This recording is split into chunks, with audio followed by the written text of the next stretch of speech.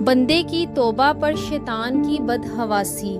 فرمان مصطفیٰ صلی اللہ علیہ وآلہ وسلم ہے، جب بندہ 40 برس کی عمر کو پہنچ جائے اور اس کی بھلائی اس کے شر پر غالب نہ آئے تو شیطان اس کی پیشانی چوم کر کہتا ہے کہ میں اس چہرے پہ قربان جاؤں جو کبھی فلاح نہیں پائے گا۔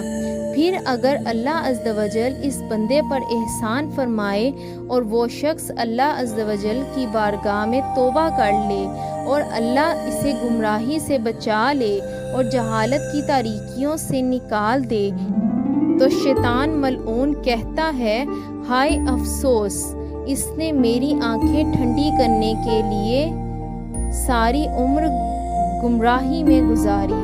پھر اللہ تعالیٰ نے اس کی توبہ کی وجہ سے اسے جہالت کے اندھیروں سے نکال دیا۔